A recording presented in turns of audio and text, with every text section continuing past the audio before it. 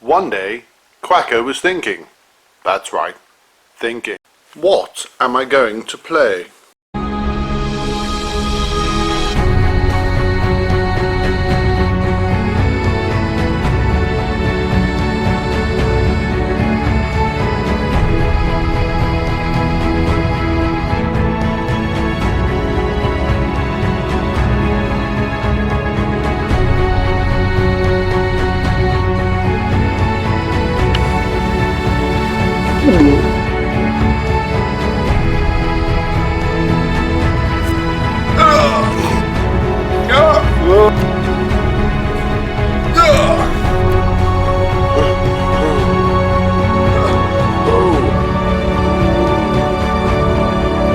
Nothing.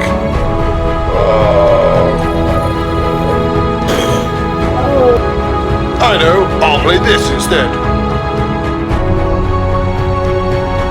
So once again we have a game that returns to London, the place of my birth and my current home.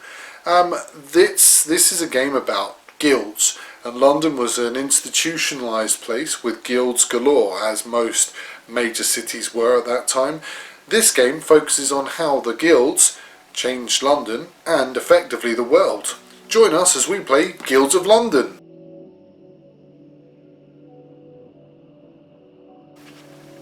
Right, so join me as I unbox Guilds of London.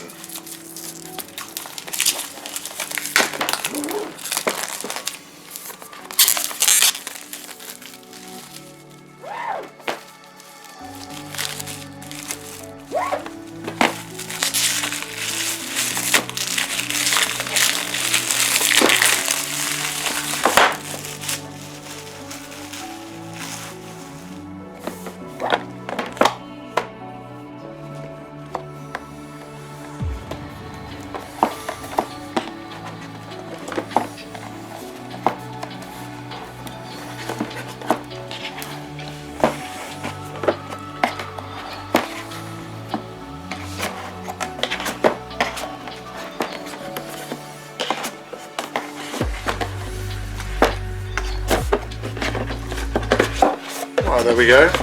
So I've now got Guilds of London off. I'm ready to go. Right, comments on Guilds of London. Okay, so firstly the box. I quite like the work on the box. It adds a resonance to the period. I'm particularly taken with this image. I don't know why, but I just like the scissors and the fact that it's obviously a guild of some kind. That's quite good. Okay, so inside we've got our instruction booklet, which outlines process play, and we've got some guilds, use of special abilities, all very good. So it's quite in depth, two-player game as well. That'll be interesting to play. Then we've got reference sheets, good. Then we've got our punch-out bits and bobs, as well as our scoring table, and then our meatballs. Yeah, lots of meatballs. That's good. Oh, a guide to some games, spare bags, cards. It's good to have cards. And even more cards. Right, brilliant. That all seems in order, so I'll now have to go and punch some of that out and then put together some other stuff as well. But join us as we will review Guilds of London.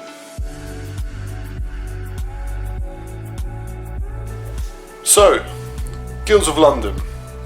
First thing to say about Guilds of London is that Tony Boydell has come up with another solid entry into his lexicon. If we look at Snowdonia, for instance, which is another one of his games, this game is just as sophisticated. In fact, people are heralding this as his kind of masterpiece, his opus, magnum opus. And I would probably go along with that. I'd say that it has the components, firstly, are all pretty good. You've got the cards, which, to be fair, at the start, the first few times you play it, you will need to take one of these reference guides and thoroughly research it, because it will need to be outlined, because they aren't sometimes as clear as they look, although obviously you've got multiple purposes for them, and I like that fact a lot, because I think that really adds to the flexibility of the gameplay. However, the game itself, and this is set up as a two-player game, is very good. Well, why would we expect anything else? Well, we wouldn't, let's be honest. But what we have here is a game that allows for players to have differing strategies, differing competitions, differing ideas of what they're doing. And for instance, with the two-player game, which takes 16 rounds, it really is a case of those longer term durations allow for the game to really ebb and flow. And I really like that, because I find it very compelling. And that is, in the end of the day, if you're playing a game like this and you're playing it with someone, especially for instance now where we're playing two-player games with each other because we literally have to, because we're stuck indoors, these are sort of games that really benefit that, because if you play it over the course of a couple of days, you're playing different games each time, especially also with the way that the guilds are set out and the fact that you have multiple guilds that you can play. Now, that all said for two-player. Four-player, which we played one four-player game, it's a little bit more dynamic, and that actually is far more difficult in some respects to play if you're playing a strategy, where with the two-player it's completely different with the four-player. And once again, that's brilliant because it's totally dynamic, totally different from what your expectations are. And I think that this should be heralded as a game where finally you're able to have a flux and flow, and that is really quite interesting.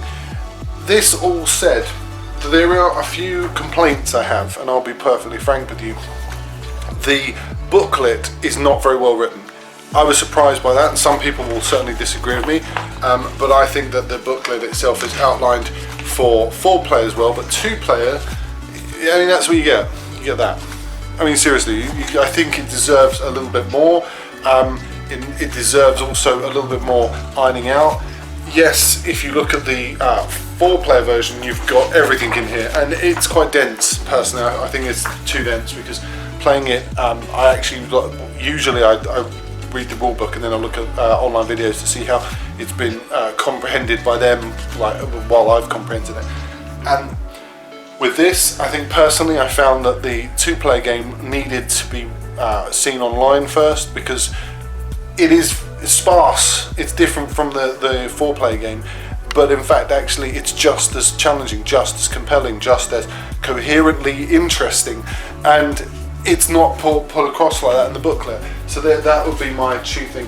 And the other thing is that the quality of some pieces is not great.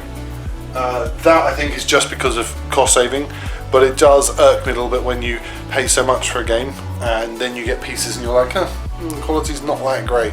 And especially like this little silver guy here, who it looks like he's just been knocked together in 5 minutes. It's yeah, but that's just been pernickety, I think. Overall, Guilds of London is a very good game, a very, very good game for seasoned gamers especially. This is well worth exploring. And my point, which I will add, is this: the term worker placement, like a lot of these terms, especially I come from a cinema background, so obviously films with the labelling of genre, but in games, and I've begun to realise this in board games, that the terms that are used, and for instance this worker placement, doesn't do it justice. Yes, okay, worker placement makes sense because there is an element of that there, but there's far more. It's far more also about card placement, about strategy, about sophistication of movement, about sophistication of operation, about understanding lateral and also logical thinking. That is totally dispelled by the idea of just saying it's worker placement, because worker placement games simply mean you place a worker and they do something, and that's not what this game is solely about. Yes, there is elements of it there, certainly, and I'd say that there is, say, 60% of it there, but there's 40% that's being totally disregarded, and it shouldn't be. Anyway, that, my friends, was Guilds of London, a very good game. Well done, Tony Boydell. I'm Simon, thank you for watching.